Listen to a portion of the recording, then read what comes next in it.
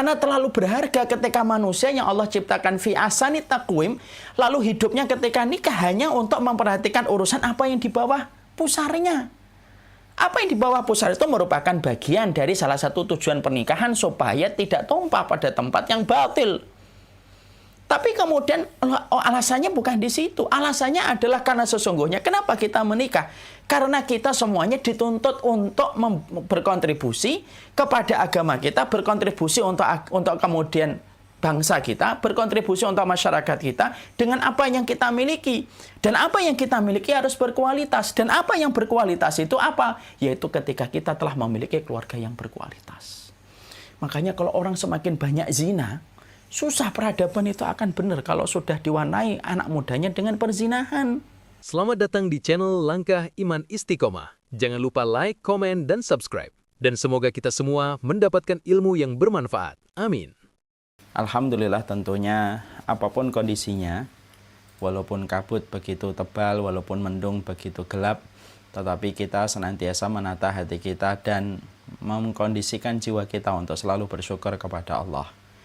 Manusia itu pada dasarnya kalau sedang banyak musibah, manusia itu kalau sedang mendapatkan ujian, mereka biasanya menjadi amnesia terhadap besarnya nikmat yang sudah Allah berikan. Karena yang mereka ingat di hadapan kita adalah, yang mereka ingat di hadapan mereka itu adalah ujian. Makanya setan itu biasanya berselancar kepada mereka yang mendapatkan musibah, supaya orang yang mendapatkan musibah itu mendapatkan dua, beratnya musibah dan ditambah lagi dengan hatinya yang mencela terhadap apa yang dia dapatkan.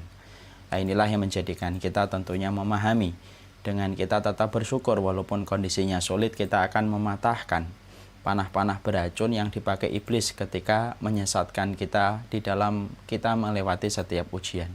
Dan kita juga harus mengerti bahwasanya sebesar apapun ujian itu tidak akan pernah mengalahkan volume besarnya kenikmatan yang sudah Allah berikan dalam kehidupan kita. Tentunya inilah yang menjadikan kita bersyukur, dan kita juga bersyukur sekali bahwasanya kita bersandar kepada Allah. Allah itu sempurna di dalam namanya, Allah sempurna di dalam zatnya, Allah sempurna di dalam sifatnya, sebagaimana Allah sempurna di dalam setiap ketentuan takdir yang Allah berikan. Karena ketentuan takdir dari Allah tidak pernah kosong dari hikmah kebaikan untuk manusia itu sendiri. Makanya ketika kita mendapatkan musibah bertubi-tubi yang hadir pada teras kehidupan kita, tentunya kita harus yakin backingan kita adalah Allah. Dan ketika kita tertambat hanya kepada Allah dan kita tidak pernah letih bersandar kepadanya, berarti kita bersandar kepada Zat yang Maha Kuat. Dan inilah yang menjadikan kita seakan-akan berkata kalau kita mendapatkan ujian, sesungguhnya aku punya Allah yang Maha Besar dan aku punya Allah yang Maha Berkehendak. Atas apapun yang Allah kehendaki ketika kita bersandar kepadanya dalam setiap urusan kehidupan kita. Inilah yang menjadikan kita harus paham, setiap episode kehidupan itu sering sekali bisa menyebabkan kita kecewa. Dan sumber kekecewaan dalam kehidupan kita adalah ketika kita tidak terbiasa untuk bersandar kepada Allah dan banyak bersandar kepada makhluk selain Allah. Ali bin Abi Thalib berkata, sumber kekecewaan manusia itu ketika dia bersandar kepada manusia. Karena manusia kalau sudah bersandar kepada yang lemah, berarti dua-duanya lemah. Yang lemah itu akan saling menarik dalam terseretnya arus. Tetapi kalau kita bersandar kepada Allah, sumber dari obat dari sumber kegetiran hidup itu supaya tidak banyak menyesal, bersandarlah kepada Allah karena Allah itu sempurna di dalam mengurus kehidupan manusia. Makanya Imam Ibnu Qayyim beliau itu berkata, kalaulah setiap manusia mengerti betapa rapinya Allah ketika mengatur kehidupan dia dalam kehidupan yang dia lewati, pastilah setiap manusia itu akan deras air mata yang jatuh karena dia teringat besarnya nikmat yang Allah berikan kepadanya ketika mengatur kehidupan setiap manusia. Inilah yang menjadikan kita harus paham. Kalaupun kita mendapatkan ujian, ada di antara kita sakit, ada di antara kita yang baru saja sembuh, ada di antara kita yang masih berjibaku dengan penyakit ini, bahkan mungkin tidak sedikit, ada di antara kita yang keluarganya diwafatkan dalam pandemi ini. Itu pun tidak lepas dari kebaikan yang akan pasti kita jumpai. Kebaikan itu kalau tidak hari esok, lusa. Kalau tidak lusa, pekan depan. Kalau tidak pekan depan, maka dalam kehidupan berikutnya kita pasti akan menemukan kebaikan di balik setiap kesulitan yang Allah berikan. Betapa beruntungnya kita kepada Allah, betapa beruntungnya menjadi orang yang beriman. Kita mengenal Allah yang begitu maha baik. Allah memberikan ujian, tetapi di balik ujian ada kebaikan. Kita melakukan dosa, tetapi ampunan Allah lebih besar. Kemudian Allah memberikan kepada kita amal-amal yang tidak terlalu panjang di dalam kehidupan kita, tetapi balasannya selama-lamanya. Dan itulah beruntungnya kita ketika kita telah mengenal Allah yang benar. Dan kita telah mengimani tidak ada yang berhak kita sembah kecuali adalah Allah. Cukuplah iman ini menjadi jawaban dari setiap apapun yang kita dapati, maka kita harus katakan kita punya Allah yang bersandar kepadanya. Kita bersyukur dalam setiap lintasan peristiwa yang kita dapatkan dalam kehidupan. Dan semoga Allah tidak pernah meninggalkan kita walaupun sekejap mata. Alhamdulillah, tentunya kalau tidak salah ini merupakan pertemuan yang perdana saya bersama dengan Hafidz on the Street. Kalau tidak salah, secara virtual. Inilah di antara barokahnya pandemi, yaitu mendekatkan yang jauh, yang biasanya ketika dulu sebelum pandemi datang merambah pada kehidupan kita ini kalau mau bertemu, Masya Allah ya, ada banyak sekali prosedur dan ada banyak sekali usaha yang dilakukan. Effortnya, harus naik mobil, harus pindah dari satu tempat ke tempat yang lainnya. Tetapi pada saat pandemi justru sesuatu yang tidak pernah terbayangkan dulu ketika kita sebelum pandemi, malah akhirnya kita dapatkan dan akhirnya banyak sekali kajian yang sekarang diselenggarakan begitu memudahkan dan begitu mendekatkan antara yang jauh menjadi dekat. Dan ini merupakan pertemuan yang sangat indah karena pertemuan di tempat ilmu itu tidak ada yang mampu mengalahkan. Dan kita berharap semoga kita bermula pada taman ilmu, maka bermuara pada taman surga. Dan itulah yang kita harapkan dan senang sekali kita bertemu dengan orang-orang yang mereka berusaha untuk menghafalkan Al-Quran. Sesungguhnya orang yang berusaha menghafalkan Al-Quran walaupun dengan kondisi yang berat, bukan santri, bukan santriwati, tapi mereka masih berusaha untuk menghafalkan Al-Quran, berarti dia telah memasukkan sebuah mukjizat di dalam dadanya. Berarti dia telah menghidupkan lentera pada jiwanya. Kenapa saya katakan mukjizat? Bukankah Al-Quran itu mukjizat yang Allah turunkan dalam kehidupan manusia, yang mukjizat itu tidak selesai dengan wafatnya Rasulullah dan terus berlangsung mukjizat ini dengan Al-Quran sampai hari kiamat. Dan orang yang menghafalkan Quran itu pada dasarnya dia memasukkan mukjizat pada dadanya. Dan juga menjadi sebuah cahaya di dalam kehidupan jiwanya.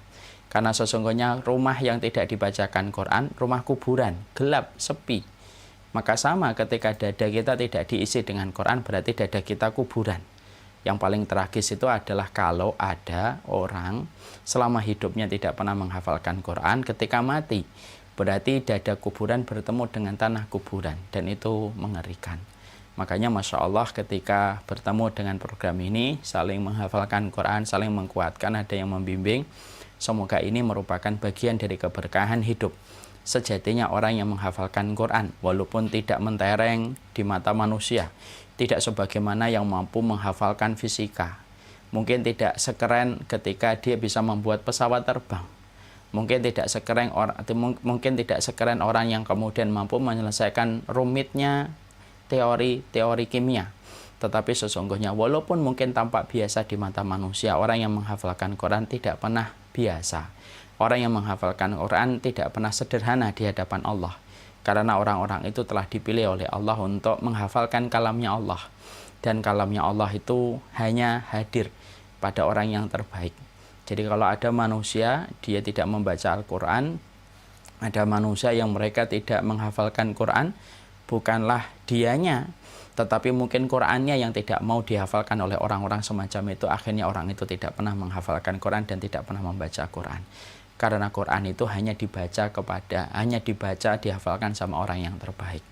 Semoga kita termasuk orang-orang yang terbaik di hadapan Allah, bukan untuk membanggakan diri. Ketika kita berkomitmen untuk membaca, ketika kita berkomitmen untuk menghafalkan. Ini sedikit hal tentang masalah hafalan Quran, dan semoga semakin banyak orang yang hafal Al-Quran. Karena sesungguhnya dokter butuh hafal Al-Quran, tenaga IT juga butuh hafal Al-Quran, semuanya butuh hafal Al-Quran sesuai dengan kemampuan. Kalau tidak bisa 30 juz, tidak apa-apa 5 juz. Kalau tidak bisa 5 juz, minimal surat Al-Baqarah. Kalau tidak bisa surat Al-Baqarah, minimal juz 30. Dan itu yang harusnya kita ikhtiarkan dalam hidup sebelum bertemunya ajal, ketika tanah menguruk kita dan mempertemukan kita di alam barzah. Itu yang kemudian kita harus paham. Sekarang kita akan memahami tentang sebuah tema yang diamanahkan ke saya, yaitu tentang apa Mas? Ta'aruf ya. Apa sih? Milenial cerdas. Milenial cerdas di dalam ta'aruf. Tentunya saya itu Kang Luki bingung ya kenapa saya yang diberikan amanah tentang masalah ta'aruf. Apakah karena saya dianggap masih muda sampai akhirnya menyampaikan materi tentang milenial, atau kemudian pertimbangan apa yang diambil oleh panitia. Tapi ya nggak apa-apa, apapun pertimbangan itu, walaupun saya tidak lagi muda, umur saya sudah 41, tetapi nggak apa-apa. Ayo kita pelajari bareng-bareng tentang masalah ta'aruf, terutama generasi milenial dan generasi muda, karena pada dasarnya tua dan muda itu kalau mereka sama-sama beriman tentunya saling menguatkan dan saling memberikan nasihat. Walaupun masa dan fase tentang ta'aruf dan pernikahan sudah saya lewati, setidaknya saya sharing informasinya, saya sharing referensinya, supaya kita tidak terputus referensi kita tentang agama kita. Problematika klasik dalam setiap waktu dan kurun sejarah itu, banyak orang mengaku dirinya muslim, tetapi justru dia terputus referensinya terhadap agama yang dia imani. Itulah yang menjadi problem. Kalau sudah kita terputus referensi kita tentang agama kita dan kita tidak paham bagaimana agama kita menjadi way of life dalam kehidupan kita, ya akhirnya berantakan. Peradaban Islam itu tidak akan pernah lahir dari mereka yang mengaku muslim, tetapi mereka terputus referensinya dari peradaban yang pernah menjadikan umat-umat pertama mereka mendapatkan kejayaan dan kemuliaan di atas muka bumi. Nah, inilah yang kemudian kita ingin sampaikan. Mari kita membicarakan tentang milenial cerdas di dalam ta'aruf. Sebelum kita membicarakan itu, tentunya kita paham bahwasanya manusia itu membutuhkan orang lain di dalam meningkatkan kualitas hidup. Makanya Allah menyampaikan pada surat Al-Hujurat, ya ayuhan nasu inna khalaqnakum min dzakarin aw untha wa ja'alnakum syu'uban wa qabaila lita'arafu. Allah itu mengkabarkan di dalam ayat ini cukup terkenal. Wahai para manusia, sesungguhnya kami menciptakan kalian dalam kondisi bergolongan, berkabilah yang begitu beragam, lita'arafu, supaya kalian itu saling mengenal. Dan tentunya kita harus paham, kenapa Allah ciptakan manusia beragam, kenapa Allah ciptakan manusia itu berbeda-beda di banyak tempat, di banyak wilayah, dengan berbagai macam latar belakang yang mereka miliki pada kehidupan yang Allah berikan kepada mereka. Karena sesungguhnya secara mendasar Allah itu menjadikan manusia itu sebenarnya membutuhkan orang lain, karena sesungguhnya dengan kita bersama dengan orang lain akan mampu meningkatkan kualitas dalam kehidupan kita. Itulah butuhnya kita sama manusia yang lainnya. Coba kalau manusia itu tidak ada interaksi sosial. Kalau manusia itu tidak ada interaksi sosial, bagaimana kita akan meningkatkan kualitas hidup kita? Kalau tidak ada orang lain yang bisa memberitahu kita, mengajari kita, membimbing kita, memberikan petunjuk dalam kehidupan kita, dan memberitahu apa yang bermanfaat dalam kehidupan kita, itu akan kita dapatkan ketika kita berinteraksi dengan orang lain. Makanya semakin banyak orang berinteraksi dengan orang-orang yang tepat, bukan dengan orang sembarangan, maka sesungguhnya grade kualitas hidupnya itu akan bertambah. Karena sesungguhnya pengetahuan, kualitas hidup itu seiring dengan kita banyak bertemu orang, maka seiring itu pula kita akan mampu meningkatkan kualitas dalam kehidupan kita. Karena sejatinya manusia tidak bisa hidup sendirian di atas muka bumi ini. Makanya mereka yang terdampar di pulau, mereka akan frustasi. Orang yang terdampar pada satu wilayah, mereka akan depresi. Tidak usah jauh-jauh dengan mereka yang ada di pulau. Kita ngelihat teman-teman kita yang lagi isoman, ketika dia tidak bisa ditengok, ketika harus di kamar sendirian, walaupun dia berpegang dengan gadget, dan gadget itu masih bisa berkomunikasi, banyak di antara mereka yang frustasi melewati isolasi mandiri selama 2 pekan. Kenapa? Karena Allah ciptakan manusia dengan tools, bagaimana dia membutuhkan interaksi dan membutuhkan orang lain. Karena sesungguhnya kualitas hidup kita betul-betul salah satunya meningkat ketika kita banyak berinteraksi sama orang lain. Berapa banyak di antara kita, contoh saya, kemudian ketika kumpul sama orang yang lebih solih, akhirnya banyak pandangan-pandangan yang saya miliki setelah bertemu dengan orang yang saya pandang solih. Saya kadang-kadang ketemu ustadz ini, ngobrol setengah jam. Ada perubahan dari cara pandang saya ketika mendapatkan referensi yang baru. Itu contoh-contoh terdekat. Dan itulah yang menjadikan kita akhirnya paham. Sesungguhnya kualitas hidup manusia salah satunya akan meningkat grade-nya ketika kita berinteraksi dengan banyak orang. Karena sesungguhnya Allah menciptakan manusia bukan seorang diri. Tapi Allah menciptakan manusia dengan beragam macam orang, kelompok, dan golongan dengan berbagai macam latar belakang yang dia miliki dalam kultur dan wilayah yang mereka tinggali, maka sesungguhnya itu memberikan informasi yang bisa meningkatkan kualitas dalam kehidupan kita. Dan inilah yang menjadikan kita paham. Di sisi yang lainnya, bahwasanya inilah yang menjadikan kita harus mengerti pula. Allah ciptakan manusia begitu banyak, dan Allah itu kemudian memberikan manusia itu berbagai macam ilmu yang tidak sama. Ada yang pintar dalam masalah kimia tapi belum tentu pintar dalam masalah fisika. Ada yang pintar dalam masalah fisika tetapi belum tentu dia pintar dalam masalah perbisnisan. Dia pintar dalam masalah bisnis tetapi dia mungkin belum terlalu pintar dalam masalah pertanian. Dan ingat, Allah itu membagi ilmu kepada manusia sebagaimana Allah membagi rezeki. Makanya ketika kita diperintahkan, ketika kita menghadapi dalam kehidupan ini, kenapa harus berinteraksi dengan banyak orang? Dan Allah ciptakan manusia itu beragam dalam kehidupan kita, karena sesungguhnya dengan kita berinteraksi, kita bisa sharing atas ilmu yang tidak kita ketahui dari orang lain, dan orang lain pun belajar dari apa yang dia tidak ketahui ketika ilmu itu justru kita ketahui. Karena setiap manusia itu memiliki blind spot. Dan setiap blind spot yang dimiliki oleh manusia, kadang-kadang orang itu tidak bisa membaca. Yang mampu membaca blind spot dan titik lemahnya kita itu ya orang lain.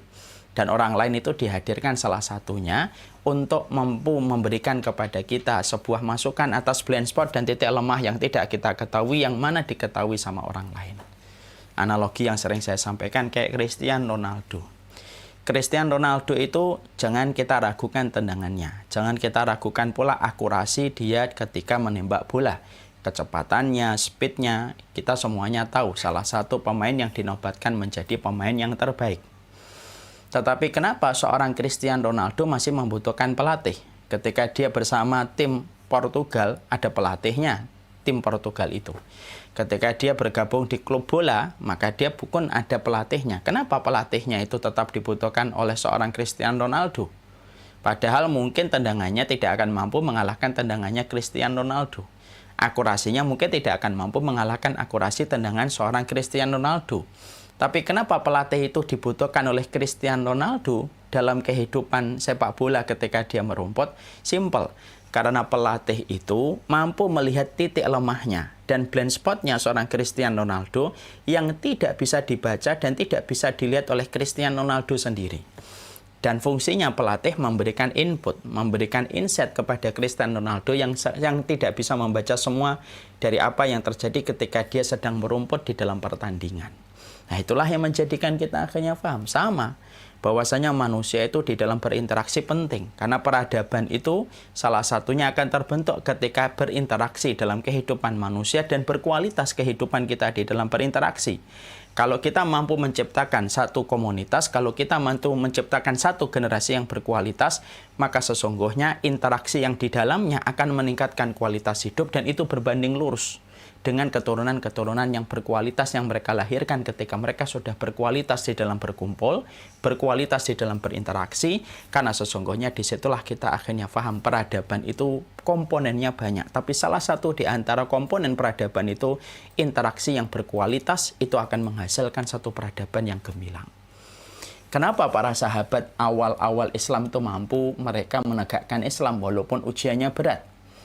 Kerikilnya bukan hanya kerikil, tetapi batu yang besar yang menghadang mereka. Tapi sahabat ini mampu mengalahkan Romawi, mampu mengalahkan Persia, tidak sampai 100 tahun ketika Islam itu diajarkan. Karena mereka memiliki komunitas interaksi yang berkualitas. Orang yang cinta akhirat ketemu dengan orang yang cinta akhirat. Orang yang kemudian senang mati syahid ketemu dengan orang yang senang ketika mati syahid. Akhirnya kumpulan-kumpulan yang luar biasa ini ketika berkualitas di dalam interaksi mereka membentuk peradaban, dan peradaban yang dibentuk Islam awal-awal ketika manusia-manusia berkualitas itu lahir, maka jadilah apa yang terjadi ketika Islam itu tegak berkibar di atas muka bumi sampai bau wanginya itu tersebar di seluruh penjuru dunia. Ya lahir karena proses kualitas manusia ketika mereka saling berinteraksi dan ketika berinteraksi meningkatkan kualitas dalam kehidupan. Inilah pentingnya di dalam kita berinteraksi dalam masalah umum. Sekarang kita tarik dalam kehidupan kita, sama pula. Allah itu bukan hanya menyuruh kita berinteraksi dengan banyak orang. Lita'arafu, supaya kita saling mengenal. Dan kita pilih mana interaksi yang berkualitas yang mampu mendekatkan kita sama Allah dan Rasul-Nya. Tapi selain ada interaksi bahwasanya kita diperintahkan untuk berkumpul dengan banyak orang, ada pelajaran tentang silaturahmi, ada pelajaran tentang silatul ukhuwah antara kita dengan saudara-saudara kita, ada syariat yang lain yang bernama pernikahan. Pernikahan itu juga merupakan makna khusus dari sebuah interaksi yang luas. Tinjauannya luas itu interaksi dengan banyak orang. Kalau kemudian semakin sedikit atau khusus, maka sesungguhnya ada syariat pernikahan. Makanya di dalam pernikahan itu adalah kita mendapati di dalam pernikahan. Sesungguhnya pernikahan itu merupakan interaksi intens antara dua anak manusia ketika mereka sebelumnya tidak halal, lalu kemudian menjadi halal, lalu kemudian ternyata dari pernikahan itu juga menjadi sebuah mesin produksi yang akan menghasilkan keturunan-keturunan yang luar biasa. Yaitu ketika kemudian manusia itu berinteraksi. Lalu kemudian selain berinteraksi pada kehidupan yang umum, mereka juga berinteraksi dalam pernikahan. Makanya agama Allah menyuruh kita untuk menikah.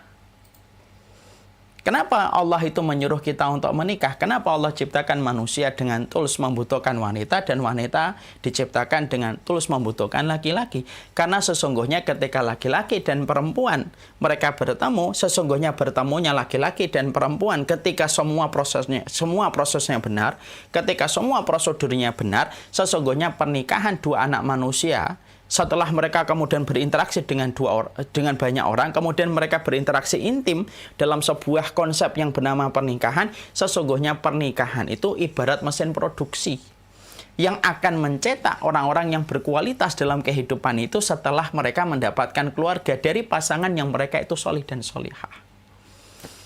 Jadi inilah yang kemudian menjadikan kita memahami pernikahan itu bukan hanya sekedar urusan biologis di dalam Islam. Urusan pernikahan itu bukan hanya urusan kita mendapatkan surat nikah. Lalu kita bisa bermalam di mana saja dengan orang yang kita sayangi dan kita cintai. Islam itu tidak meletakkan bahwasanya pernikahan itu hanya sebatas urusan biologis. Urusan apa yang di bawah perut, apa yang di atas pusar. Tapi pernikahan itu merupakan sebuah mesin produksi yang sangat luar biasa. Karena sesungguhnya tidak ada pahlawan besar di dalam kehidupan manusia. Tidak ada pahlawan besar di dalam agama. Kecuali pahlawan itu lahir dari sebuah mesin produksi yang bernama keluarga. Ketika ada seseorang yang bertemu. Dari orang laki-laki ketika bertemu dengan seorang perempuan. Ketika prosedurnya benar. Ketika semuanya diperhatikan protokol ketika sebelum pernikahan. Sampai mereka melangsungkan pernikahan. Ketika semua prosedur itu betul-betul berkualitas. Sampai terjadinya pernikahan. Yang kita dapatkan bukan hanya tercovernya urusan biologisnya manusia. Tetapi sesungguhnya pahlawan Islam itu lahir dari teras-teras kehidupan keluarga. Pernah nggak antum dapati ada pahlawan besar Islam yang lahir bukan dari keluarga? Nggak ada. Tidak ada. Semua pahlawan Islam itu lahir dari sebuah teras keluarga yang harmonis yang memiliki sifat qurrata ayun. Makanya saya itu sering sekali menyampaikan kalau kalian ingat sebuah doa di dalam surat Al-Furqan 74. Doanya mungkin kalian hafal. Allah menyampaikan doanya Ibadur Rahman. Ibadur Rahman itu hambanya Allah yang maha pengasih lagi maha penyayang. Doanya itu apa? Rabbana hablana min azwajina wa dzurriyyatina qurrata ayun. Ya, waj'alna lil muttaqina imama. Allah kemudian menyampaikan salah satu doa yang Allah abadikan dalam Quran adalah ketika seorang hamba berdoa, ya Allah berikanlah kepada kami istri dan pasangan kami dan anak-anak kami yang menjadi qurrata ayun. Waj'alna lil muttaqina imama, dan jadikanlah kami menjadi pemimpin bagi orang yang bertakwa. Dulu saya itu tidak menangkap pada ayat ini kecuali dua permohonan yang seakan-akan tidak berkorelasi. Permohonan yang pertama, minta pasangan yang qurrata ayun. Permohonan yang kedua, supaya kita menjadi pemimpin dan bukan hanya menjadi makmum dalam kehidupan, apalagi menjadi makmum masbuk, tapi harus menjadi pemimpin bagi orang yang bertakwa. Ini seakan-akan dua permohonan yang tidak ada korelasinya. Dulu kayak gitu. Tapi akhirnya saya mentadaburi dan melihat ada salah satu penjelasan yang luar biasa. Ternyata ayat ini menampilkan dua permohonan, tetapi dua permohonan ini bukan tidak ada korelasi, ada korelasinya. Apa korelasinya? Masya Allah ya, korelasinya kuat. Kenapa ada permintaan supaya kita mendapatkan pasangan qurrata ayun? Lalu ada permohonan yang kedua, waja'alna lil muttaqina imama. Simple dan sederhana. Karena kita tidak akan pernah mampu menjadi imam bagi orang yang bertakwa, sampai kemudian kita mendapatkan qurrata ayun, mendapatkan pasangan yang qurrata ayun, dan mendapatkan anak-anak yang qurrata ayun. Makanya kalau kita melihat dan bercermin pada ayat ini, jangan pernah kita membayangkan diri kita, anak-anak keturunan kita, itu akan menjadi imam bagi orang yang bertakwa, kalau kemudian kita tidak memiliki keluarga yang memiliki sifat qurrata ayun. Makanya kata qurrata ayun diletakkan oleh Allah lebih dulu daripada waja'alna lil muttaqina imama. Karena mencetak mesin produksi dengan manusia berkualitas yang menjadi imam bagi orang yang bertakwa itu lahir dari keluarga qurrata ayun. Makanya sampai kita mendapati fakta membuktikan itu. Berapa banyak keluarga divorce, itu akhirnya banyak anak yang mereka itu mendapatkan banyak problem dalam hidup mereka. Semoga Allah merahmati anak-anak yang menjadi korban perceraian. Tapi kenapa itu terjadi? Karena memang sebagaimana yang kita baca di dalam surat Al-Furqan. Kalau keluarga qurrata ayun, pasangan kita sudah qurrata ayun, kemudian akhirnya kita memiliki keluarga qurrata ayun, maka sesungguhnya keluarga sebagaimana berinteraksi, dia mesin produksi yang akan melahirkan manusia-manusia berkualitas. Karena manusia berkualitas itu pertama kali lahirnya bukan langsung di istana. Lahirnya bukan langsung di pusat negeri. Lahirnya tidak langsung di alun-alun kota, tetapi sesungguhnya manusia-manusia besar itu dimulai ketika mereka lahir dalam sebuah lingkup keluarga. Ketika keluarga itu qurrata ayun, jadilah orang-orang yang ada di dalam keluarga itu adalah lil muttaqina imama. Imam Syafi'i itu kan lahir dari keluarga qurrata ayun. Salahuddin Al-Ayyubi lahir dari keluarga qurrata ayun. Ya, Muhammad Al-Fatih lahir dari keluarga qurrata ayun. Makanya di situ akhirnya kita paham, oh berarti pernikahan itu merupakan perkara yang besar. Bukan hanya persoalan biologis apa yang di bawah pusar, apa yang di atas lutut. Bukan masalah itu saja. Memang itu merupakan salah satu di antara tujuan pernikahan. Tapi bukan satu-satunya tujuan pernikahan. Karena terlalu berharga ketika manusia yang Allah ciptakan fi ahsani taqwim, lalu hidupnya ketika nikah hanya untuk memperhatikan urusan apa yang di bawah pusarnya. Apa yang di bawah pusar itu merupakan bagian dari salah satu tujuan pernikahan supaya tidak tumpah pada tempat yang batil. Tapi kemudian alasannya bukan di situ. Alasannya adalah karena sesungguhnya kenapa kita menikah? Karena kita semuanya dituntut untuk berkontribusi kepada agama kita, berkontribusi untuk kemudian bangsa kita, berkontribusi untuk masyarakat kita dengan apa yang kita miliki. Dan apa yang kita miliki harus berkualitas. Dan apa yang berkualitas itu apa? Yaitu ketika kita telah memiliki keluarga yang berkualitas. Makanya kalau orang semakin banyak zina, susah peradaban itu akan benar kalau sudah diwarnai anak mudanya dengan perzinahan. Ya, kalau sudah terlalu banyak perempuan yang hamil di luar pernikahan, sulit membayangkan bahwasanya peradaban itu akan tegak. Lalu kemudian akan memancar, yaitu cahayanya di atas kehidupan manusia ketika anak muda mereka sudah tidak memperhatikan bahwasanya lurusnya keluarga ketika datang dari proses yang benar. Itu menjadi sebuah tonggak tegaknya satu peradaban ketika kemudian kita menikah dengan proses yang benar, lalu kita mewujudkan qurrata ayun di dalam keluarga yang kita miliki. Nah, ini penting. Ya, makanya kemudian inilah yang menjadikan kita akhirnya mengerti betul bahwasanya inilah yang kita harus mengerti. Pahamilah bahwasanya pernikahan itu bukan hanya sekedar senang, sayang, enak diajak ngobrol, dialah yang menjadikan waktu seakan-akan berhenti. Bukan pernikahan itu bukan hanya sekedar menjadikan kita merasa tenang karena selama ini berjauhan akhirnya berdekatan, bukan hanya urusan itu. Pernikahan urusan yang besar. Makanya pernikahan itu merupakan salah satu syariat yang kita harus paham. Prosesnya panjang, berjibaku di dalam perjuangan bernama pernikahan itu adalah memerlukan kesabaran yang lebih. Kenapa? Pernikahan itu sesuatu yang besar, wajar. Kalau prosesnya kita ikuti, yang kita dapatkan juga besar. Makanya kalian pasti sudah, mungkin kalian sudah paham ya. Bahkan kemudian pernikahan itu ketika akhirnya menciptakan anak-anak yang solih. Bukankah kita sudah mengetahui dalam riwayat Muslim ada banyak orang tua nanti yang masuk ke surga itu bukan karena amalnya saja, tapi mereka mendapatkan syafaat dari anak-anak mereka yang solih. Sampai ketika anaknya sudah mendahului mereka di depan pintu surga, maka anak-anak itu tidak mau masuk surga sampai menunggu orang tuanya untuk mendapatkan syafaat dari mereka, sampai orang tua itu akhirnya dimudahkan untuk menyusul anak-anak mereka di depan pintu surga, dan mereka masuk surganya bareng-bareng bersama orang tua. Dan itulah yang kita ketahui. Pernikahan itu merupakan perkara yang besar. Karena segala aspek dalam kehidupan kita sangat berkaitan. Salah satunya dengan kualitas di dalam pernikahan. Makanya kenapa Islam itu sangat meletakkan prosedur yang ketat supaya tidak terjadi perzinahan.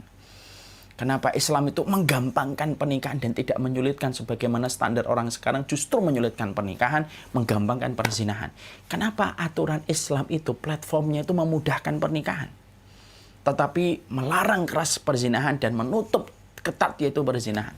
Karena Islam tahu ketika setiap orang itu akhirnya dimudahkan di dalam proses pernikahannya dan mereka memperhatikan prosesnya, komponen-komponennya dipenuhi sampai terciptanya sebuah ruang bernama keluarga dan menjadi mesin produksi, sesungguhnya satu persatu kalau anak-anak sudah dilahirkan dari sebuah pernikahan yang terjaga, dari semua prosedur yang terjaga ketika orang tuanya menikah dengan cara yang benar, berarti sebentar lagi dari sebuah pernikahan yang benar, yang syar'i, yang komponennya diperhatikan dengan benar, disitulah buah manisnya adalah anak-anak itu yang akan kelak mengharumkan nama keluarganya, mengharumkan nama agamanya, dan akan menjadi pahlawan Islam. Karena pahlawan Islam itu lahir dari orang solih ketika bertemu dengan orang solihah, yang mereka kesolihannya diukur barometernya salah satunya menjaga diri mereka sebelum pernikahan. Ya. Makanya kalian tahu ya kenapa Allah itu kagum, bukan hanya cinta, kagum. Ya'jabu rabbuka min syahabin laisat fiha safwah. Rasulullah SAW itu menyampaikan Allah itu kagum. Ya'jab itu kagum. Siapa yang dikagumi oleh Allah? Yang kagum ini penguasa alam semesta loh. Siapa yang dikagumi oleh Allah? Yaitu pemuda yang mereka tidak memiliki penyimpangan di dalam kehidupan masa mudanya. Penyimpangan masa muda itu apa? Ya masalah seksual. Makanya kalau Allah sudah kagum ada laki-laki yang mereka tidak punya shahwah, ada perempuan yang tidak punya shahwah, lalu kemudian mereka bertemu karena Allah sudah kagum, maka apa yang Allah berikan kepada orang-orang yang mereka mengisi masa mudanya tanpa ada penyimpangan? Maka lahirlah kualitas-kualitas dalam kehidupan baik untuk keluarganya atau baik untuk masyarakatnya. Karena sesungguhnya kekaguman Allah itu menjadikan pertolongan Allah lebih besar daripada ujian yang Allah berikan. Itulah yang menjadikan kita harus tahu. Kenapa waktu muda itu ditekankan untuk menjadi solih, Ustaz? Ya, banyak orang menjawab. Ya karena waktu muda itu ya godaannya besar. Beda dengan orang tua. Kalau orang tua wajar mereka menjadi solih. Bukan hanya itu saja. Tapi memang karena Allah itu kagum sama pemuda. Ketika godaannya besar, dia mampu menahan diri. Tidak ada shahwah di dalam hatinya ketika mereka melewati masa muda. Dan ketika mereka menikah, mereka menyalurkan dengan cara yang benar, dengan metode yang benar, dengan waktu dan tempat yang diridhai oleh Allah. Kalau Allah sudah kagum, maka pasti akan ada hal besar yang akan didapatkan dari kekaguman Allah kepada para pemuda dan para pemudi yang mereka memiliki komitmen untuk taat kepada Allah dalam semua prosedur yang mereka ikuti. Nah inilah yang menjadikan kita akhirnya faham. Inilah pernikahan. Pernikahan itu kemudian menjadikan kita harus mengetahui bahwasanya dia mesin produksi. Setelah kita mengetahui bahwasanya pernikahan itu ibaratnya mesin produksi yang akan menghasilkan kualitas-kualitas manusia besar di antara peradaban kita, nah tentunya kita harus paham bahwasanya mesin produksi ini banyak komponennya yang harus kemudian kita perhatikan. Ya, Maka sesungguhnya prosesnya harus benar, komponennya harus diperhatikan. Dan itu betul-betul kemudian kita harus pelajari satu persatu. Supaya kemudian kita jangan sampai merasa bahwasanya pernikahan itu adalah sesuatu yang tidak membutuhkan proses dan komponen yang harus kita perhatikan. Salah. Pernikahan itu karena dia adalah ibadah yang panjang, perjuangan tanpa henti, kesabaran tanpa letih. Maka prosedurnya ada, komponennya juga beragam. Yang harus kemudian dimengerti, lalu dilewati setiap komponen itu dan dilewati setiap prosesnya. Maaf ya, urusan kita kencing aja diatur. Bagaimana urusan ketika kita kencing? Masuk kamar mandinya, keluar kamar mandinya, di dalam kamar mandinya, mengatur cipratannya supaya tidak terkena baju kita. Itu urusan mengeluarkan kencing yang sejatinya setelah dikeluarkan, tidak ada yang berharga dari air kencing itu setelah dikeluarkan. Maka sesungguhnya analoginya, kalau urusan kencing ada prosedurnya, ada komponen yang harus diperhatikan dan proses yang harus diperhatikan supaya kencing itu tidak menjadi musibah untuk kita nanti di alam barzah, di dalam kubur. Maka sesungguhnya apalagi di dalam pernikahan. Dan inilah yang harus diperhatikan. Jadi menikah itu bukan hanya sekedar merayakan cinta. Karena kita tahu dari awal kita ini kan paham ya, cara kita berpikir ini aset yang penting. Makanya ketika kita sudah memperbaiki cara kita berpikir, bahwasanya pernikahan itu bukan hanya sekedar urusan biologis. Ketika kita sudah sepakat bahwasanya pernikahan itu bukan hanya urusan apa yang ada di bawah pusar dan apa yang ada di atas lutut, maka kemudian kita harus paham apa prosedur yang kita harus ikuti supaya kita betul-betul mampu menjadi mesin produksi bagian separuhnya, dan wanita yang akan kita nikahi atau sebaliknya menjadi mesin produksi separuhnya. Bertemu, lalu kemudian kita menghasilkan apa? Lalu kita mendapatkan apa yang kita harapkan. Ya, karena setan itu paling nggak suka kalau kemudian orang itu bertemu kepada Allah. Orang yang bertemu di jalan Allah dengan proses yang benar itu setan nggak suka. Ah masa Ustaz? Iya, setan nggak suka. Kenapa setan itu selalu betul-betul dia memasang strategi supaya laki-laki dan perempuan itu mereka terjebak dengan banyak maksiat sebelum menikah? Karena setan tahu. Karena setan ngerti. Kalau kemudian ini sudah berkualitas prosesnya, maka akan banyak kebaikan yang mereka hasilkan. Makanya setan itu menggoda anak muda supaya mereka dekat dengan lawan jenisnya, supaya mereka terus mendekat dan mendekat sampai terjerumusnya perzinahan. Itu mereka betul-betul jadikan menjadi aset yang mereka tidak pernah kecilkan, dan mereka selalu memperhitungkan tentang masalah itu. Makanya ada salah satu ulama yang namanya Sa'id bin Musayyib. Sa'id bin Musayyib itu berkata dalam salah satu penjelasan beliau, seorang ulama salaf ini mengatakan gini, strateginya setan sebelum orang itu nikah dijadikan bagaimana sebelum nikah itu terus untuk diketemukan supaya melanggar prosedurnya Allah. Ketika mereka sudah ketemu, ngobrol, menghabiskan waktu dan lain sebagainya, puncaknya bagaimana mereka bisa berzina.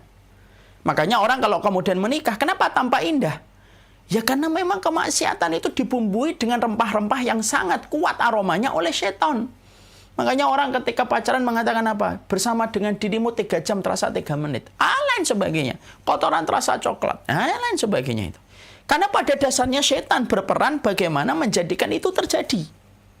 Tapi orang ketika sudah menikah, akhirnya mereka menikah di jalan Allah, setan tidak berhenti, strateginya berubah. Dijadikan orang yang sudah nikah pisah. Kenapa setan itu menggoda manusia supaya bisa mereka terjebak pada perzinahan sebelum pernikahan? Karena setan tahu, kalau pernikahan sudah dilewati dengan sesuatu yang haram, pernikahannya akan sulit mendapatkan keberkahan. Kalaupun akhirnya dia menikah, maka setan berusaha supaya memisahkan. Kenapa setan ingin memisahkan dua anak manusia ketika sudah nikah? Karena setan tahu kalau ini sudah berpisah, susah mereka itu akan menjadi lil muttaqina imama. Lah itu yang akhirnya menjadikan kita akhirnya, oh gitu, iya semacam itu. Makanya akhirnya kita dituntut bagaimana ketika kita menikah prosesnya harus benar. Orang yang menikah proses benar aja belum tentu selamat nanti setelah pernikahan, dia selamat dari godaan setan berikutnya yang selalu ingin menjadikan pernikahan itu pecah. Makanya kalau orang sudah nikah, setan itu ada di ruang tamu, di ruang keluarga, di dapur, semuanya setan ada. Dan setan selalu menjadi penumpang gelap ketika ada perselisihan. Kenapa? Karena setan ingin memisahkan mereka. Karena setan tahu kalau sudah berpisah, banyak kemudian keruwetan yang terjadi kalau sudah suami istri kemudian mereka berpisah.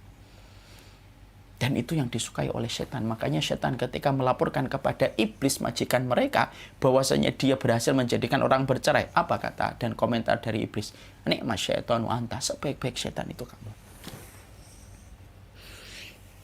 Nah, ini yang menjadikan kita paham.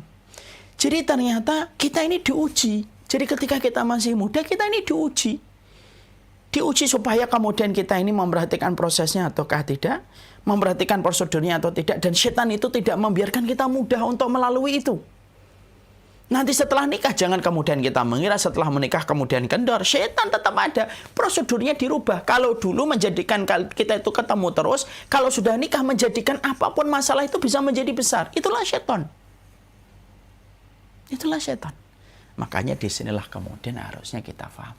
Karena kita sudah sepakat dalam satu pemikiran bahwasanya pernikahan adalah bukan hanya semata-mata urusan biologis, tapi urusan besar. Mesin produksi dalam agama kita menghasilkan orang berkualitas dalam sebuah syariat yang bernama pernikahan. Dan pernikahan itu merupakan ibadah terpanjang, kesabaran tiada henti, pengorbanan tiada cuti. Berarti kita harus memperhatikan komponennya. Supaya komponen-komponen ini ketika kita penuhi, menjadikan kuat pernikahan yang akan diselenggarakan di antara dua anak manusia. Antum punya mesin nih, ini misalkan. Ini kenapa bisa kuat di sini? Karena komponennya semua terpasang. Skrup di sini ada, skrup di sini ada, skrup di sini ada. Kuat ya. Digerak-gerakkan dia nggak jatuh. Coba. Satu skrupnya, dua skrupnya saya ambil. Mungkin dia akan goyang-goyang. Mungkin dia akan tidak bisa berdiri dengan tegak. Kenapa? Karena 2-3 skrup saya ambil yang harusnya saya pasang. Sama, itulah analogi sederhana. Pernikahan itu kenapa komponennya harus diperhatikan semuanya, Ustaz? Loh, kalau komponennya itu tidak kamu perhatikan semuanya sebelum pernikahan itu ada, lah mesin produksi itu gimana akan efektif kalau banyak skrup yang hilang? Makanya skrupnya itu harus diperhatikan. Skrup 1, 2, 3, 4, 5 itu harus diperhatikan. Semuanya itu kemudian harus benar prosedurnya. Kenapa? Karena sesungguhnya dengan prosedur yang benar akan menghasilkan kualitas yang baik. Tapi kalau prosedurnya sudah bermasalah, prosedur ketemu sudah bermasalah, setelah ketemu bermasalah lagi ketika berkomunikasi. Kemudian ternyata setelah berkomunikasi terjadi masalah lagi ketika mereka saling memegang. Ketika sudah memegang ada salah lagi. Kalau prosedurnya sudah berantakan, ibarat apa? Ibarat sebuah peralatan teknologi ketika tidak kita lengkapi semua komponen yang dibutuhkan. Skrupnya kita ambil satu-satu karena kita tidak mau menetapi prosedurnya. Ya nggak akan kuat. Nah itu yang menjadikan kita akhirnya paham. Mengapa ta'aruf itu juga harus kita pahami. Ta'aruf itu bagian dari prosedur. Dan tentunya saya harus menyampaikan bahwasanya ta'aruf itu sebuah kalimat syar'i. Jangan dipakai dan difahami pada sesuatu yang batil. Jangan sampai kalimatul haq yuradu biha al-batil.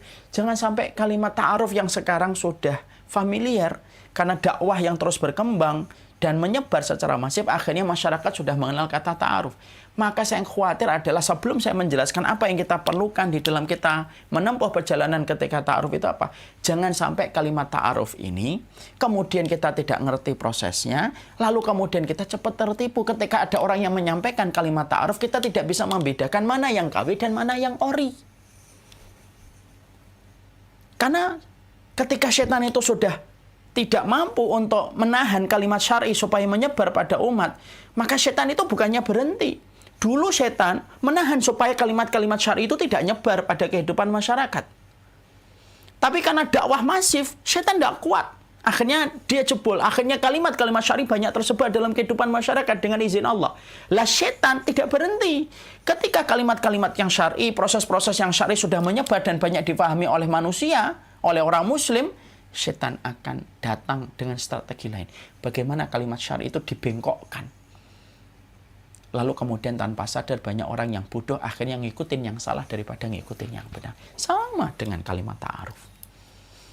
Saya ambilkan contoh, makanya kalau saya ingat perkataan Ali bin Abi Thalib, ada kalimatul haq yuradu biha al-batil.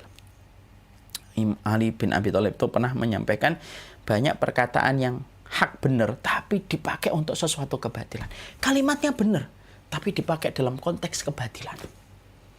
Contoh ini kisah nyata. Saya pernah baca di sebuah surat kabar nasional di bagian belakang iklan. Ada kalimat yang sudah familiar juga, sama dengan kalimat ta'aruf. Apa kalimat yang sama familiarnya? Ruqyah. Kita masyarakat sudah familiar dengan kalimat ruqyah, walaupun awal-awal tahun 2000-an masih banyak orang yang tidak paham ruqyah. Sekarang Masya Allah masif kalimat ruqyah itu dipahami oleh orang. Ketika saya membaca pada tuh safar ya, terus kemudian dikasih koran gitu, saya baca bagian belakang, saya kaget. Disebutnya kalimat ruqyah. Tapi melayani ruqyah, meliputi pelet, pengasihan, mujarobat atau apalah, saya nggak ngerti itu. Tetapi atasnya, headline-nya itu, atasnya itu menulisnya kalimat ruqyah. Kalimat yang hak, tapi dipakai untuk sesuatu yang batil. Sama dengan ta'aruf. Ta'aruf itu diletakkan dalam Islam menjadi prosedur untuk diperhatikan setiap komponennya dan dilewati setiap prosesnya karena akan membentuk mesin produksi yang membentuk peradaban. Makanya kemudian ta'aruf itu betul-betul prosesnya panjang. Prosesnya harus diperhatikan. Bukan prosesnya panjang, prosesnya itu ada. Dan itu memang sederhana kalau kita ngikutin setiap prosedurnya. Dan ta'aruf itu hari ini juga banyak diselewengkan. Kalimatnya benar, tapi konteksnya salah. Saya pernah menjumpai ada seseorang yang menjadi salah satu orang yang di TV gitu ya. Mengatakan saya lagi ta'aruf sama orang. Nonton konser berdua. Saya pikir ta'aruf yang mana ini? Ta'aruf tetapi ketemu, kemudian menghadiri satu konser, lalu kemudian mengatakan kepada halayak reporter, iya memang kami ta'aruf, ya kami nonton konsernya berjauhan. Loh, ini kan kurang benar. Makanya kemudian disinilah kita akhirnya pingin supaya kita menjadi generasi yang cerdas.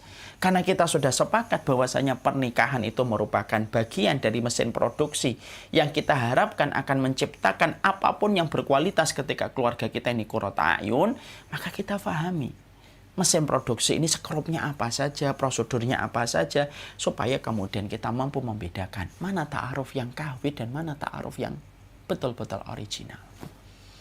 Karena apa Ustaz harus perhatikan ini? Antum bisa bayangkan nggak?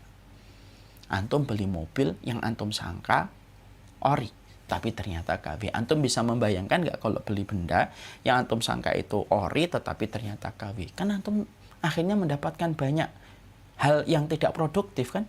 Harusnya dia tahan lama menjadi tidak tahan lama, karena dia bukan ori. Harusnya kita harapkan long lasting, jadi tidak bisa long lasting karena kemudian tidak asli. Itu benda, apalagi dalam kehidupan manusia. Makanya kemudian inilah yang menjadikan akhirnya kita harus paham beberapa hal. Saya tidak bisa menyampaikan masalah ta'aruf panjang lebar karena ini butuh waktu sampai lama. Karena waktu saya cuma 1 jam, ya saya akan menyampaikan beberapa hal supaya setidaknya kita harus paham referensi yang kita pahami tentang ta'aruf. Sekali lagi, kalimat ta'aruf ini kalimat yang sudah familiar di masyarakat kita. Tapi tidak sedikit kita menutup mata, tidak sedikit kita mendapati bahwasanya di depan mata kita itu banyak orang yang menyelewengkan arti ta'aruf ini. Dan itu yang kita khawatirkan. Kalau ta'aruf kita sudah tidak sesuai dengan prosedur, akhirnya apa? Mesin produksi tidak akan bisa memproduksi apa-apa. Karena prosedurnya sudah salah, tidak sesuai dengan apa yang dijelaskan. Makanya inilah yang menjadikan kita kemudian ingin menyampaikan tentang ta'aruf secara sederhana, tidak terlalu panjang karena waktunya memang nggak panjang. Karena masalah ta'aruf itu nggak bisa disampaikan 1 jam. Mau mempelajari teknik mesin aja 4 tahun kok. Apalagi mempelajari tentang siapa yang akan menjadi pasangan hidup dan pasangan surga yang kelak bersanding dengan kita dalam kehidupan di akhirat. Tapi tidak apa-apa. Kita sampaikan secara sederhana. Nanti biar ustadz-ustadz yang lain yang juga menjelaskan lebih tajam dan lebih menukik. Yang pertama, proses ta'aruf itu kapan dimulai? Ta'aruf itu diambil dari kata berkenalan secara makna bahasa. Tapi kalimat ta'aruf ini hari ini sudah memiliki makna istilah secara bahasa Indonesia, walaupun secara pemahaman fikih itu kalimat fikih ta'aruf itu tidak ada. Kalimat ta'aruf ya dipakai untuk berkenalan dengan siapapun. Tapi kalau menurut bahasa Indonesia yang sudah jamak difahami oleh masyarakat kita, ta'aruf adalah proses secara sungguh-sungguh ketika kita akan menikahi seseorang yang menjadi pasangan hidup kita di masa mendatang. Ya, ta'aruf itu secara dalam makna bahasa itu ta'arufa ya ta'arufu ta'arufan. Nah, itu merupakan kata yang sifatnya itu adalah saling berkenalan. yaitu perkenalan dalam proses, dalam kesungguhan untuk menikah dalam kehidupan berikutnya. Itulah secara mana bahasa. Sekarang mari kita bahas yang pertama. Dalam proses ta'aruf itu yang pertama adalah tentunya memilih timing yang tepat. Ya, memilih timing yang tepat. Karena sesungguhnya kita harus paham, pernikahan itu bukan masalah finansial. Ya, jadi jangan pernah kemudian kita itu menstandarkan pernikahan itu, disandarkan barometernya itu adalah finansial. Ini salah, ini berarti pandangan orang-orang materialisme. Orang pandangan kalau sudah materialisme bukan dengan pandangan iman. Sekali lagi ya, materialisme dan iman itu tidak pernah sama. Sebagaimana Islam dengan sekularisme itu tidak pernah sama. Dengan pluralisme tidak pernah sama. Semua isme itu datang dari manusia. Iman itu datang dari Allah. Makanya apa yang datang dari Allah itu bersih dan pasti membawa kebaikan. Apa yang datang dari manusia itu kotor dan pasti akan membawa kerugian. Nah sekarang jangan memiliki pandangan materialisme. Orang yang berpandangan materialisme di dalam pernikahan itu aneh. Kenapa? Mereka tahu menikah itu ibadah, tetapi titik tolak ibadah itu dibangun atas materialisme. Kalau ada orang tua yang mengatakan, saya tidak boleh nikahin kamu dengan dia karena dia tidak punya apa-apa misalkan. Dia belum kerja misalkan, padahal dia sedang berusaha, dia orang solih, dia orang yang sedang giat untuk mencari maisyahnya atau penghidupannya. Orang semacam ini telah meletakkan pernikahan itu tidak diletakkan di tempat marwah yang terindah dan agung. Nikah itu kan memiliki marwah, nikah itu memiliki kehormatan. Yang harusnya kehormatan pernikahan itu tidak boleh dirusak dengan perspektif finansial. Pernikahan itu bukan masalah finansial. Makanya kalau ada orang yang mengatakan, saya nikah nanti kalau sudah bisa nyicil rumah. Saya nanti nikah kalau kemudian saya sudah punya motor dan mobil. Akhirnya sebelum itu terjadi, banyak sekali maksiat yang dilakukan. Dia tebar pesona kemana-mana, dia ngobrol kemana-mana, untuk kemudian melampiaskan gairah yang dia miliki itu. Dan gairah itu tidak bisa didapatkan dari sesama jenis, tetapi harus lawan jenis.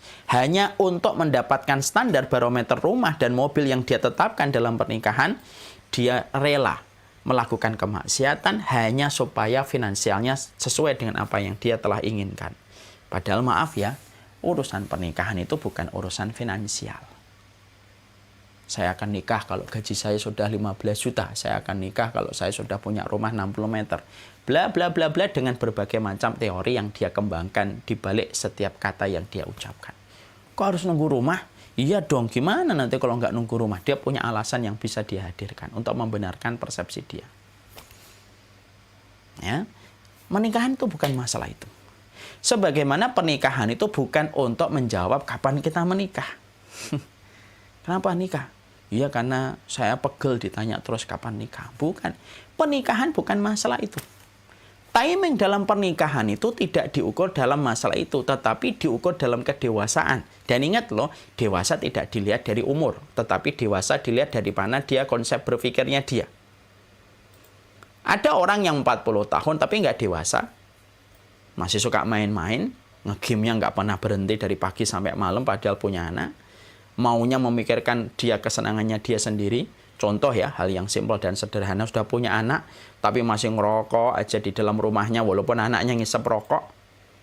Umur bukan menentukan kedewasaan. Berapa banyak orang yang berumur lebih tetapi tidak dewasa, dan berapa banyak orang yang mereka itu umurnya muda tetapi mereka dewasa. Karena gini, orang itu sebenarnya terbagi jadi dua. Secara sederhana. Ada orang yang fisiknya itu mendahului umurnya, tetapi psikologinya itu mundur ke belakang. Kan kualitas manusia hari ini kan gitu. Kita ini kualitas hari ini adalah fisik kita yang gede, tinggi-tinggi. Tapi psikologi kita itu banyak psikologi orang itu ke belakang. Ya, umurnya 20 tapi psikologinya kayak anak 15 tahun. Walaupun dia sudah 20 tahun. Ada umur 30 tahun tapi psikologinya masih 20 tahun. Beda dengan orang dulu. Orang dulu itu kayak yang kedua. Orang dulu itu adalah orang yang mereka psikologinya itu mendahului umurnya. Makanya Muhammad Al-Fatih kenapa kemudian dia umurnya 15 tahun kemudian sudah memenangkan Konstantinopel. Kenapa kemudian para sahabat masih muda umur 10 tahun tapi mereka sudah bisa memberikan apa yang terbaik kayak Abdullah bin Bas, Ibnu Abbas gitu. Karena psikologi mereka itu jauh melampaui umur mereka. Makanya pernikahan itu membutuhkan, yaitu adalah yang membutuhkan timing yang tepat, kedewasaan. Dewasa itu diukur dalam 2 hal. Mas Iwan tampilkan. Yang pertama, ba'ah. Ba'ah itu apa? Yang pertama tadi, memilih timing yang tepat. Maka kedewasaan itu diukur dari yang pertama itu kekuatan biologisnya sudah mapan. Artinya sudah tumbuh kekuatan biologis. Dan ketika muncul kekuatan biologis itu jangan ditahan. Kalau memang itu sudah mulai tumbuh, berarti ancang-ancang pernikahan sudah mulai diambil. Jangan malah disalurkan kepada perkara-perkara yang haram. Nonton ini, nonton itu, berbagai macam tontonan-tontonan pornografi malah laris di masyarakat berpenduduk mayoritas muslim. Itu kan mengenaskan. Kenapa? Karena mereka ketika sudah muncul ba'ahnya, mereka tidak segera mempersiapkan diri dengan kedewasaan yang mereka harus lakukan. Mereka melampiaskan dengan cara yang haram. Akhirnya apa? Banyak perempuan-perempuan yang akhirnya perempuan-perempuan yang tidak ngerti tentang iman. Mereka ngerti kebutuhan pasar tentang ini. Akhirnya apa? Mereka rebutan supaya viral dengan berbagai macam pose yang mereka inginkan. Supaya kemudian bisa memuaskan orang yang tidak punya iman juga. Makanya yang pertama itu kekuatan biologis sudah ada. Makanya dikatakan di dalam hadisnya apa? Man istata'a minkum al-ba'ah falyatazawwaj. Siapapun di antara kalian yang sudah memiliki kekuatan ba'ah, kekuatan biologis, falyatazawwaj, maka menikahlah. Ba'ah itu adalah kuwatul jima' kalau dalam bahasa fikihnya. Apa itu kuwatul jima'? Kekuatan biologisnya sudah ada. Jadi kalau kemudian orang itu sudah mulai muncul kekuatan biologisnya, ini orang tua harus sensitif. Kalau boleh kemudian saya sederhanakan, ada lampu hijau, ada lampu kuning, ada lampu merah. Dan ini kewajiban orang tua untuk kemudian mendeteksi dengan ilmunya. Wah, sudah timbul nih. Lampu hijaunya sudah kelihatan nih. Lampu kuningnya sudah kemudian mulai kelihatan ini, masalah biologisnya. Tak lampu merah, maka kemudian harus bersiap-siap. Orang tua harus menjadi partner untuk anak. Maaf ya, kita jadi orang tua, bukan hanya sekedar orang tua. Terkadang kita harus menjadi partner. Kadang-kadang kita menjadi teman. Tidak kaku. Menjadi orang tua itu luwes. Kapan kita jadi partner, kapan kita jadi teman, kapan kita jadi ayah yang tegas. Kapan kita jadi partner yang sifatnya koordinatif. Kapan kemudian kita menjadi teman yang sifatnya itu adalah luwes. Makanya kemudian timing yang tepat itu apa? Ya kekuatan jiwanya sudah ada. Kenapa harus dengan kekuatan itu harus kemudian merupakan salah satu timing yang tepat, Ustaz? Kalau kemudian itu sudah muncul lalu tidak mendapatkan pelampiasan dengan cara yang Allah ridhoi, akan banyak tempat-tempat yang menjadi pelampiasan haramnya dia. Dan itu akan mempengaruhi kualitas pernikahannya. Kenapa? Orang yang sudah melampiaskan pada sesuatu yang haram, ingat kaidahnya. Yang nikmat pada yang halal dicabut oleh Allah sedikit demi sedikit sebesar dia menikmati yang haram. Makanya maaf ya, orang kalau sudah sering berzina, naudzubillahi min dzalik, orang kalau sudah terlalu banyak berzina, apa yang terjadi? Orang kalau sudah terlalu banyak berzina, ketika menikah tidak lagi bisa menikmati yang halal. Ataupun kalaupun menikmati, kenikmatan yang halal tidak pernah bertahan lama. Kenapa? Karena kenikmatan yang halal itu datang membersamai kehidupan manusia ketika ada komitmen meninggalkan yang haram. Orang kalau sudah terlalu banyak minum khamr, minum jus itu nggak enak. Kenapa? Pikirannya kapan saya mabuk lagi? Dikasih jeruk, dikasih es jeruk, dikasih jus, dikasih minuman yang enak, kopi, susu yang enak, coklat yang enak, nggak akan terasa itu. Kenapa? Karena lidahnya sudah diikat sama sesuatu kenikmatan yang haram. Itu sama kayak pernikahan. Orang kalau sudah nikah, nikmatnya itu akan bertahan lama sebesar komitmen mereka dulu ketika menjaga yang haram. Tapi kalau orang ketika nikah tidak ada komitmen untuk menjaga yang haram, dia melampiaskan. Karena ketika waktu ba'ahnya muncul dia membiarkan. Lalu melampiaskan dengan tontonan, tayangan yang bisa meluaskan syahwatnya. Dia biasa untuk itu, dia biarkan tanpa ada komitmen untuk berhenti, sudah. Allah cabut kenikmatan pada sesuatu yang halal kelak ketika mungkin dia menikah. Dan itu menjadi problem. Ya, makanya timing yang tepat di dalam pernikahan itu ketika ada ba'ah. Setelah ba'ah itu kemudian tentunya ilmu, karena referensi. Saya akan menyampaikan kepada kalian nih, para generasi milenial. Di universitas itu ada namanya Fakultas Teknik Mesin. Fakultas Teknik Mesin itu dipelajari berapa tahun? 4 tahun. Hanya untuk mempelajari yaitu tentang mesin yang sifatnya kaku, stuck, benda mati. Ternyata sekolahnya 4 tahun.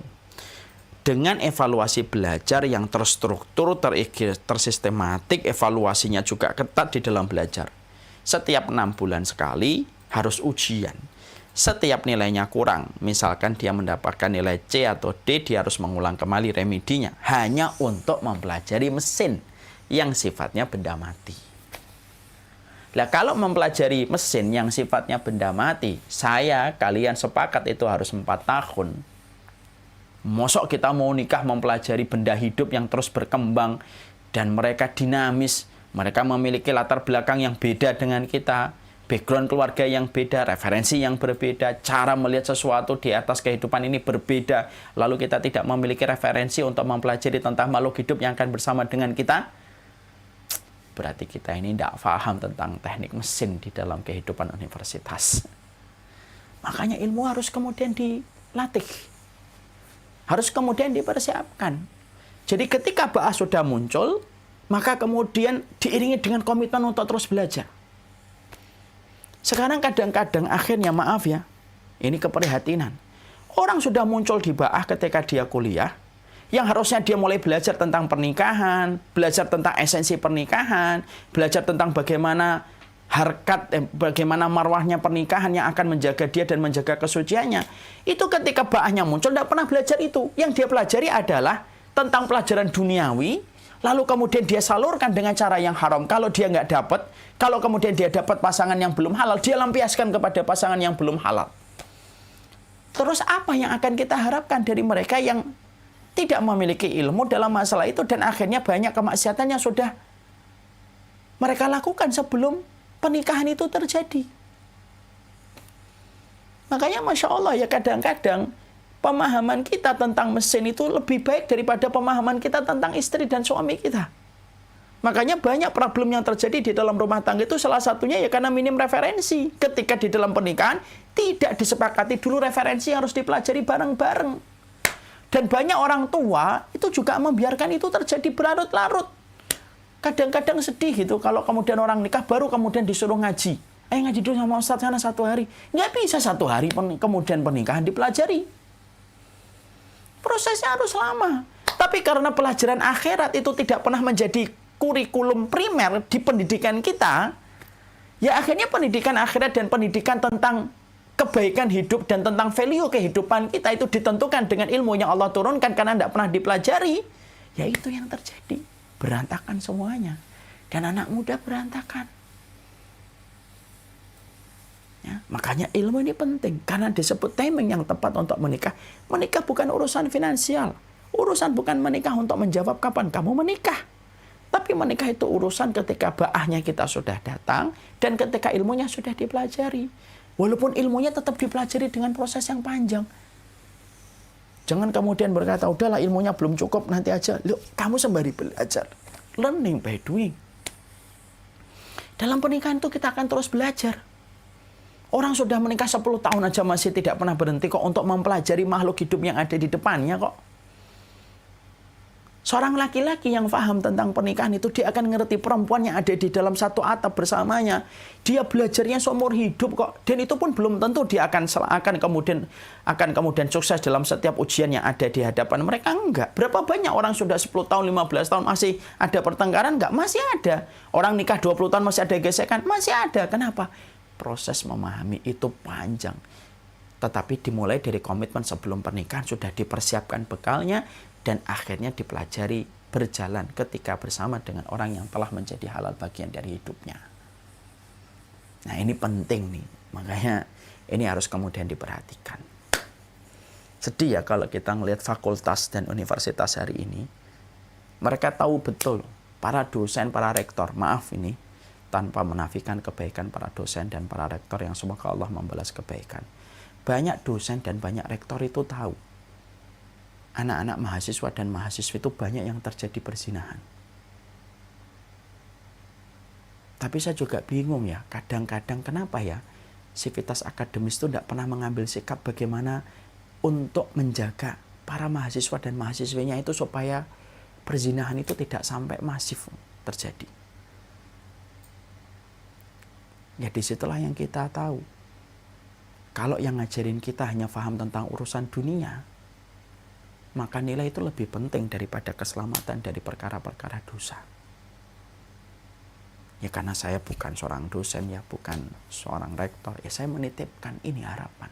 Karena Bapak dan Ibu adalah orang yang diberikan amanah untuk mendidik dan memberikan pendidikan kepada satu generasi yang akan menjadi pemikul agama kita, pemikul negara kita. Kalau kita hanya fokus sama kepintaran, saya itu tidak pernah itu minta sama Allah anak saya pintar, itu enggak. Karena saya sudah terlalu banyak tahu gitu loh. Orang pintar banyak yang, ada banyak orang pintar sombong, ada banyak orang pintar sekolahnya S3 malah korupsi. Bahkan kalau saya lihat itu banyak koruptor itu yang mereka sekolahnya S2, S3 di dalam dan di luar negeri, beasiswa dan tidak beasiswa. Tapi malah korupsinya enggak kemudian ya, korupsinya malah gila-gilaan. Padahal sekolahnya tinggi. Kenapa? Pintar itu belum tentu menyelamatkan. Makanya Allah itu tidak pernah menyebut kata pintar dalam Quran. Allah itu menyebutnya ulul albab. Ulul albab itu apa? Pintar yang mana kepintaran mereka menjadikan mereka bertambah dekat dengan Allah. Nah inilah yang menjadikan kita akhirnya paham. Memilih timing yang tepat ini di dalam ta'aruf ini penting. Ya. Sudah jam 2:04, saya singkatkan berarti. Maka kemudian itu. Ya. Yang kedua, saya singkatkan karena waktunya sangat terbatas. Yang kedua, pastikan standar kita kalau kita sudah mendapatkan timing yang tepat itu, jodoh kita itu setidaknya ada 3. Baik, tepat, dan membangun. Baik belum tentu tepat. Tepat itu dalam seluruh background yang kita miliki. Ada orang itu baik, tapi tidak tepat untuk kita. Karena apa? Karena dia tidak mendukung apa yang sedang kita lakukan. Nah, tidak tepat dia. Dia baik, tapi ternyata dia nggak cocok dengan orang tua kita. Nah, tidak tepat kita. Jodoh itu adalah baik. Baik itu diukur dengan kesolihannya, bagaimana agamanya, bagaimana keimanannya, ya. Kemudian diukur pula bagaimana baiknya dengan seorang ibu. Kenapa saya tambahkan baiknya seorang ibu itu menjadi standar kita di dalam memilih jodoh. Wa barram biwalidati wa lam yaj'alni jabbaron syaqiyya. Orang yang baik sama ibunya itu dikatakan oleh Allah tidak menjadi jabbaron, orang yang kasar, syaqiyya dan celaka. Baik, tepat sesuai dengan apa yang menjadi apa yang ada di ruang lingkup kehidupan kita.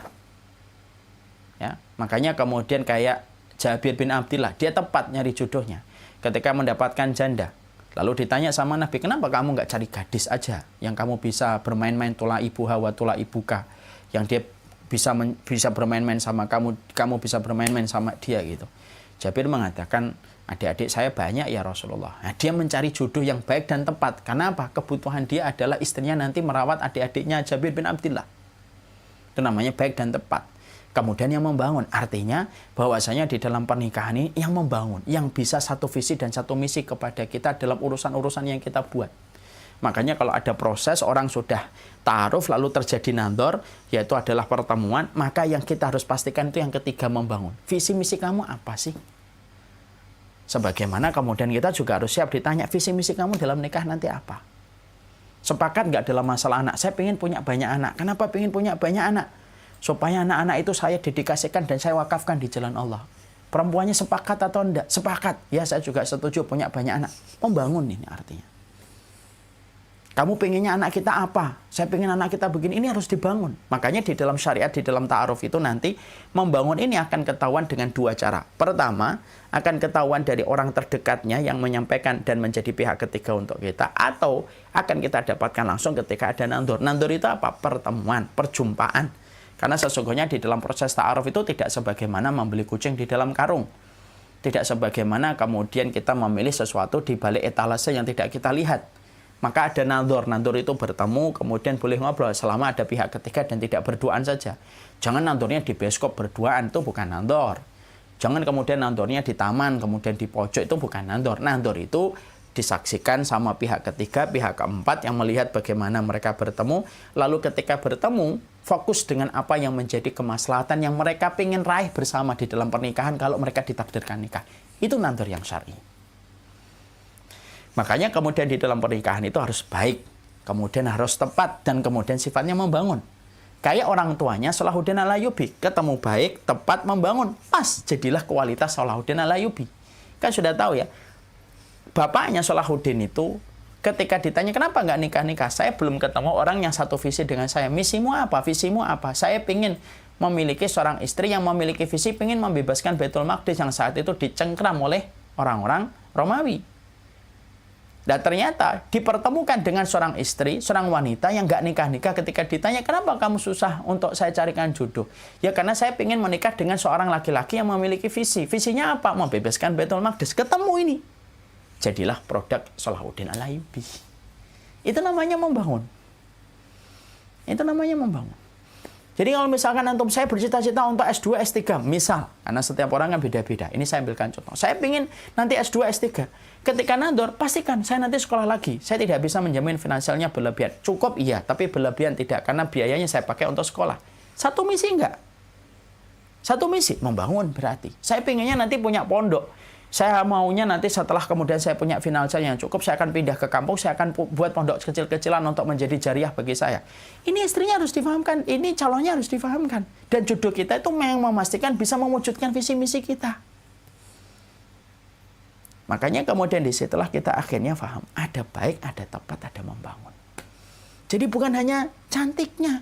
Cantik termasuk salah satu prosedur, tapi sifatnya sekunder. Yang primer, baik, tepat, membangun, ini yang paling primer. Kemudian cantik relatif. Ada orang yang jatuh cinta pada senyuman, ada orang yang jatuh cinta karena kelembutan, ada orang yang jatuh cinta karena kepintaran. Nah, itu relatif. Kalau relatif namanya sekunder, karena setiap orang tentunya perspektifnya beda-beda. Nah, itu yang kemudian kedua. Yang ketiga saya pastikan, ini panjang sebenarnya saya singkatkan.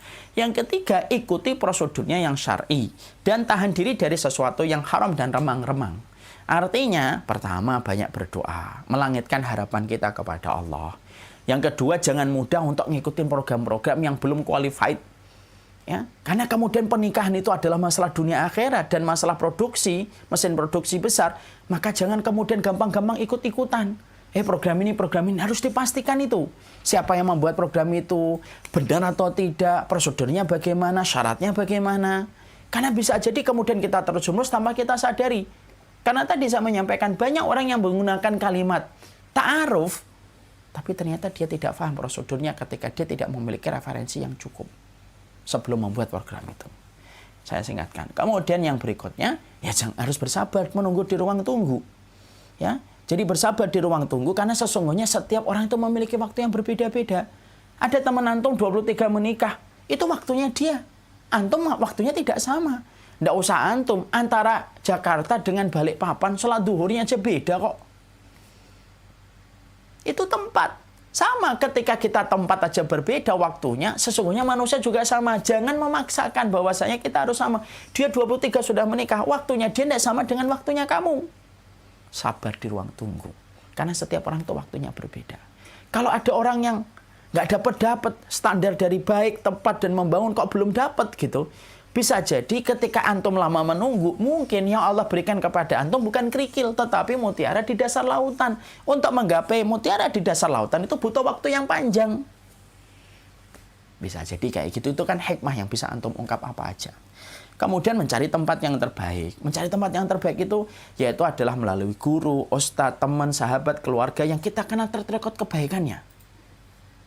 Itu juga lebih baik. Oh, saya kenal keluarga itu. Kalau memang antum kenal keluarga baik dan dia punya anak perempuan atau dia punya anak laki-laki, antum tahu track record keluarga itu, jangan sungkan, jangan malu. Saya malu. Mendapatkan kebaikan tidak boleh malu. Saya datengin keluarganya dan berkata, kok saya tertarik dengan anak bapak. Itu jauh lebih baik daripada orang yang mereka itu kayak kucing, nyelinap, bawa pergi diam-diam gitu. Lalu bersenang-senang gitu. Laki-laki itu laki-laki yang siap untuk kemudian mendatangi yang baik. Karena apa? Di tempat yang baik dia mengambilnya.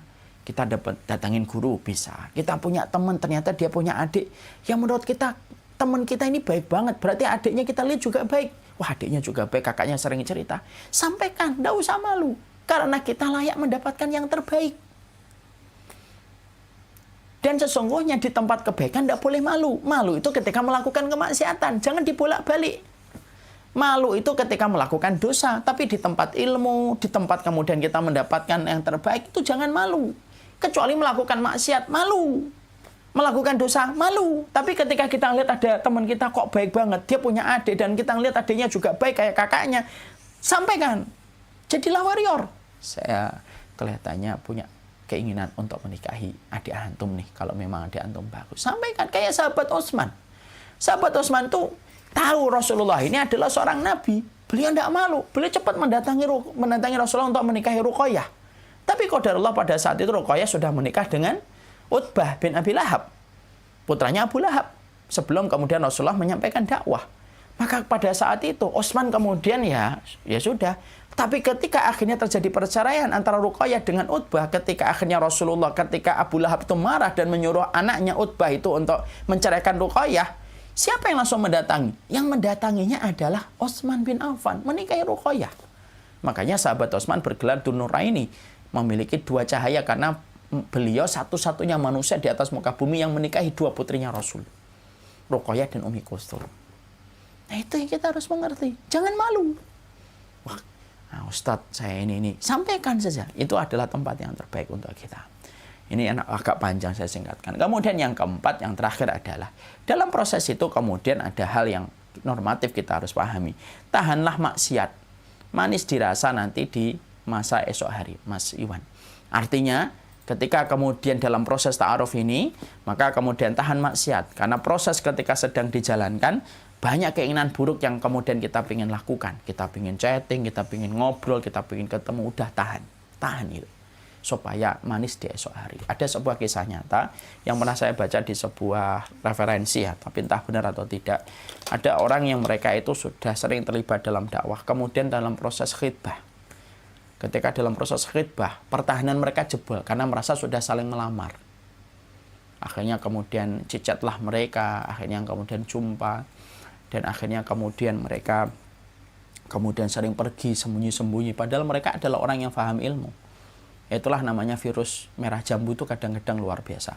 Mereka jalan kemana-mana sampai akhirnya setan berhasil menjadikan mereka melakukan perzinahan. Na'udzubillah min dzalik.